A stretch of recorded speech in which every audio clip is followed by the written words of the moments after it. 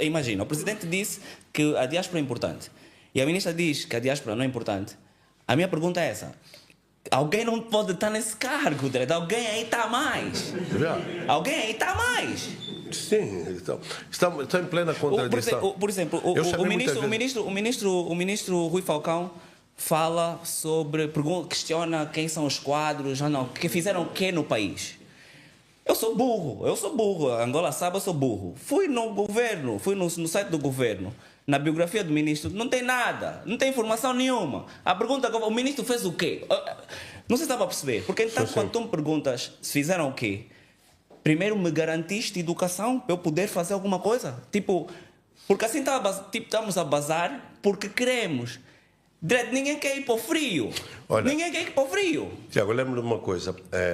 Quando eu passei o meu segundo período de imigração em Portugal, 2015. Também já foste moldura. Já fui novo, fui em 80, depois fui. Não fazias falta. Não fazia.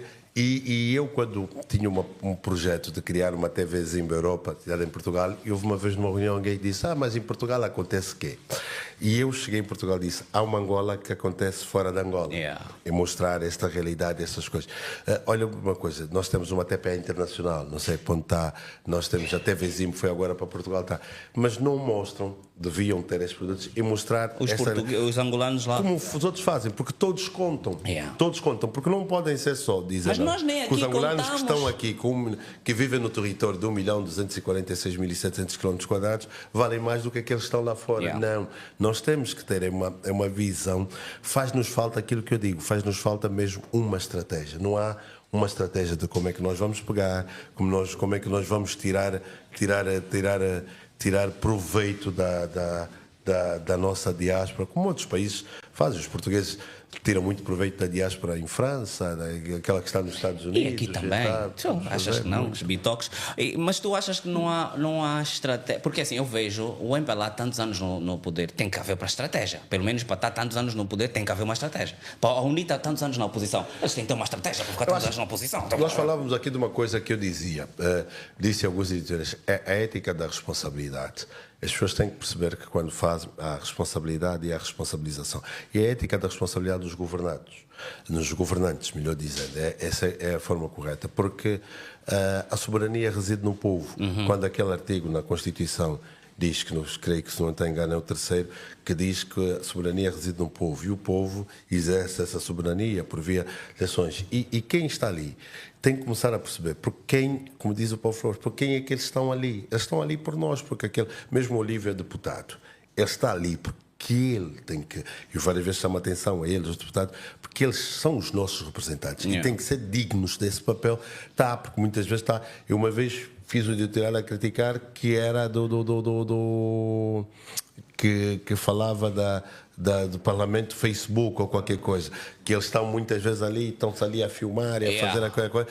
Eu digo, fazem muito, usam os meios mediáticos, fazem um Parlamento, não tornem aquilo um Parlamento, um grupo de WhatsApp. Eu digo, o Parlamento, não façam um Parlamento, um grupo de WhatsApp. O que o povo quer saber, no final das contas, o jornalismo vai atrás, porque está bem, quantas iniciativas legislativas o senhor teve ali? O senhor tem um carro, tem isso, o que é que o senhor andou a fazer? Olhem para a produção deles, tem que ser avaliado por aquilo que produzem, porque senão depois ficam ali, têm as regalias todas, andam ali, têm tudo do nosso dinheiro e depois não fazem.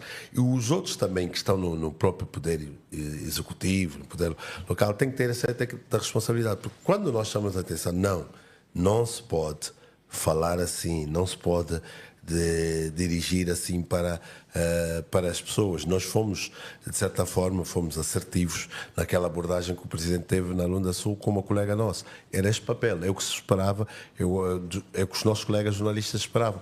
E creio que muitos de vocês também esperavam que era esta atitude. E o jornalismo tem que marcar posição, porque tem que dizer não.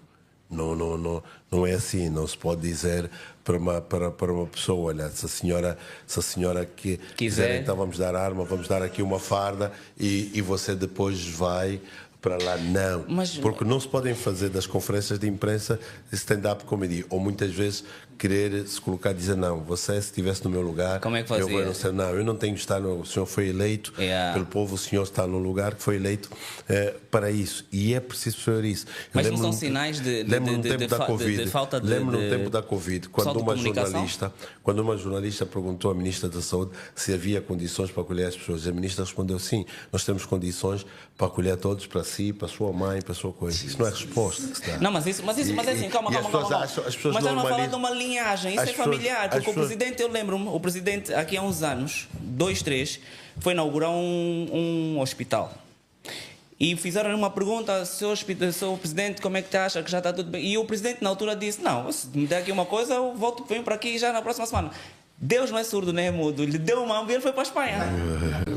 Agora a pergunta que eu te faço é, imagina que fosse na altura das fake news, já passaram a lei, assim quem é que vai entrar? Pois, isto era importante ver. Ou tu olhares hoje para o escrutínio imediato que se faz. Eu lembro que foi um discurso do Estado da Nação em 2019, quando o Presidente falou da mediateca no BIE. As pessoas vão, hoje, à distância do clique, o indivíduo do BIE vai logo a correr para a mediateca e diz, isto não está, e como é que se colocam coisas. Hoje também é esta velocidade que há da comunicação. As pessoas têm acesso a informação, não por via, muitas vezes, dos órgãos tradicionais. Sim. Acordam com os grupos e a informação passa. Hoje, aquela coisa, um jornalista que era o gatekeeper, que fazia a mediação entre a informação e as pessoas, hoje ele não tem esse monopólio. Hoje já entram outros atores. Há muito mais gente, as pessoas hoje também têm acesso a muita informação, mas também são muito desinformadas. Sim. Porque há muita manipulação e desinformação nestes meios. Eu falei sobre a desordem informativa e chamava a atenção a isso. E também o negócio da desinformação. Quando a desinformação se torna um negócio, é pior. Eu já fui vítima desta coisa, e tenho sido dos negócios da desinformação. Você ouvem coisas que se colocam ali, mas é no sentido de que fala com os rapazes, olha para estes sites e eles são pagos.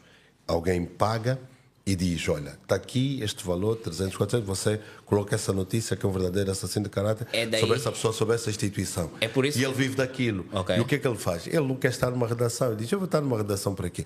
Se eu vivo daquilo e depois, como não há regras, ninguém... Ele sabe que fica impune, ninguém lhe vai responsabilizar porque ele muitas vezes está ali. E o que as pessoas olham para aquilo e veem aquilo e dizem, isto... os jornalistas misturam-nos, somos todos. Porquê?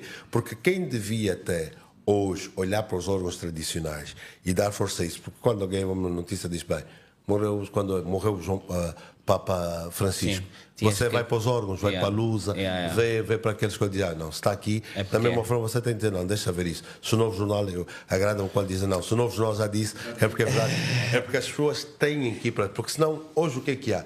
Olha, se estes sites que se escondem sob anonimato para atacar, para fazer desinformação, manipulação, se eles escreverem, o Tiago Costa e o Hermínio de Laureano lutaram hoje ali por causa da fulana, anónimo, que ninguém sabe uma página, eles assumem aquilo como verdade. E há quem vai aparecer e dizer, não, é verdade, eu estava lá, eu até acudi.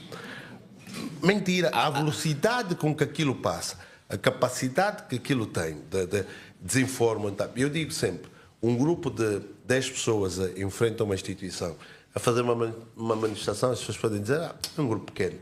10 pessoas fechadas num gabinete, na Avenida da República em Lisboa, no Champs-Élysées em Paris, na Quinta Avenida de Nova Iorque, a produzir desinformação, fazem muito estrago. E nós hoje temos que também educar as pessoas para isso.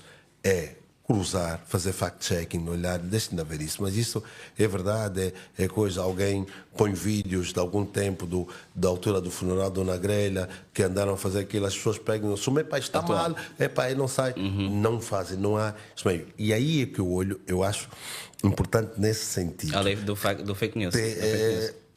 Olhar para a autorregulação, olhar para essas formas, porque eles não podem passar. Quando isso se torna um negócio, é muito mais perigoso.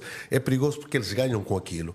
E há pessoas que vivem disso para atacar, para descredibilizar. E há outros até que fazem para não noticiarem, que é um grande erro.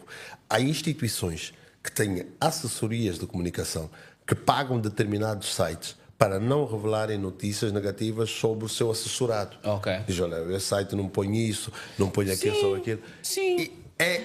nós estamos aqui a alimentar um monstro que depois fica complicado. Você vai tentar agora por leis, mas quando há uma coisa, e o pior disso é que também há estruturas que usam estas milícias digitais, usam o dinheiro do erário para fazer estas coisas de ataque, porque pensam que é uma forma de fragilizar e fazer. Mas isso é algo que depois ninguém controla, porque aquele que faz assim acha que depois tem autonomia e pode fazer. E nós estamos a viver esta. Mas eles vão entrar, porque assim, atenção, essas estruturas grandes têm essa possibilidade de gerar fake news. Aliás, nós vivemos disto. Sim.